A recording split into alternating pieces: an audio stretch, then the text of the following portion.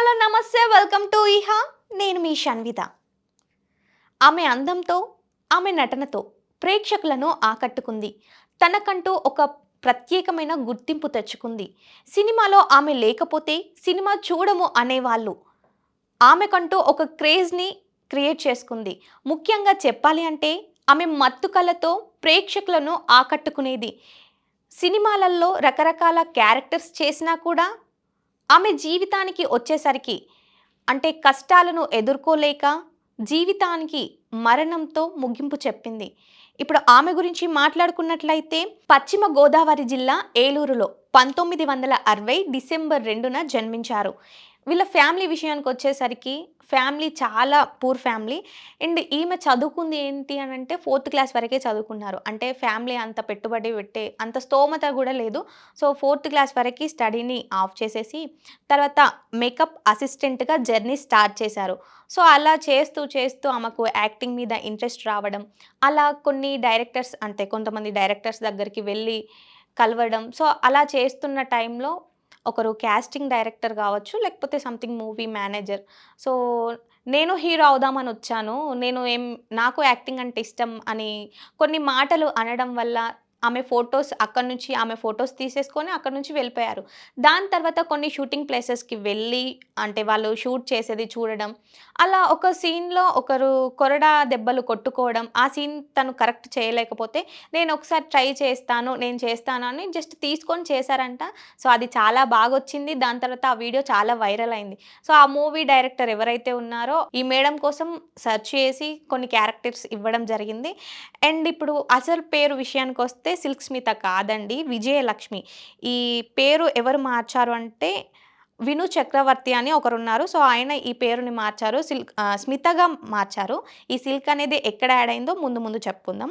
And వాళ్ళ wife దగ్గరే స్మిత గారు ఇంగ్లీష్ నేర్చుకున్నారు. డాన్స్ కూడా అక్కడే నేర్చుకున్నారు.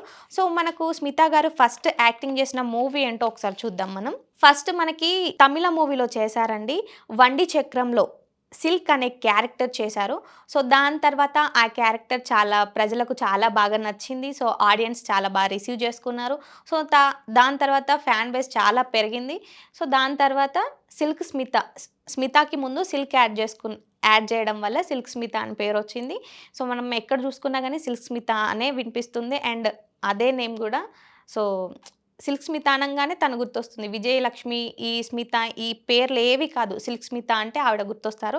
అండ్ ఈవిడ విషయానికొచ్చేసరికి మనకు ఎక్కువ చూసినట్లయితే ఐటెమ్ సాంగ్స్, అలాగే డైలాగ్స్ విషయానికొచ్చేసరికి మంచి సినిమాలే చేశారు. మంచి మంచి సినిమాలు చేశారు. కాకపోతే అంటే కాపురాల్లో చిచ్చులు పెట్టే క్యారెక్టర్. సో ఇలాంటి క్యారెక్టర్స్‌తో ఆడియన్స్‌ని అండ్ తనకంటూ ఫ్యాన్ బేస్‌ని క్రియేట్ చేసుకున్నారు. సో ఇంకా పర్సనల్ విషయానికొచ్చేసరికి, ఫ్రెండ్స్ విషయానికొచ్చేసరికి చాలా అంటే చాలా తక్కువ. సో చిన్నప్పటి నుంచి కొంచెం ఫ్యామిలీ పరంగా లేదంటే సంథింగ్ ఏదో ఉండడం వల్ల సో ఫ్రెండ్స్‌తో గూడా ఎక్కువ ఉండేవాళ్ళు కారంట. చాలా తక్కువ మంది ఫ్రెండ్స్ ఉండేవాళ్ళంట. ఒక మూవీ షూటింగ్ టైంలో ఒక సీన్ చేయాల్సిన టైంలో చాలామంది ఉండేసరికి చాలా ఇబ్బంది పడ్డారంట. దాని తర్వాత కొన్ని ఇంకా మూవీస్ చేశారు.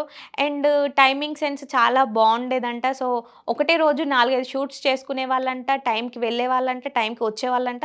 అండ్ ఇంకోటి ఇప్పటి వరకి అంటే తెలుగు, మలయాళం, కన్నడ, తమిళ సో ఇన్ని భాషల్లో చేశారు. మొత్తం 450 సినిమాలు చేశారు. అంటే 17 సంవత్సరాలుగా చేస్తూనే ఉన్నారు. ఇంకా ఒకవేళ ఇన్‌కేస్ ఉండుంటే ఇప్పటికి గూడా కంటిన్యూ చేసేవాళ్ళేమో. కొన్ని అంటే ఇంకా లైఫ్‌ని లీడ్ చేయలేని సిట్యుయేషన్‌లో తను చనిపోవడం జరిగింది. సో, ఈ చనిపోవడానికి గూడా కొన్ని రీజన్స్ ఉన్నాయని సినీ వర్గాలు చెప్పుకున్నాయి. ఆ రోజుల్లో కూడా కొన్ని మూవీస్‌కి ఒక 2, 3 మూవీస్‌కి ప్రొడ్యూసర్‌గా చేశారు.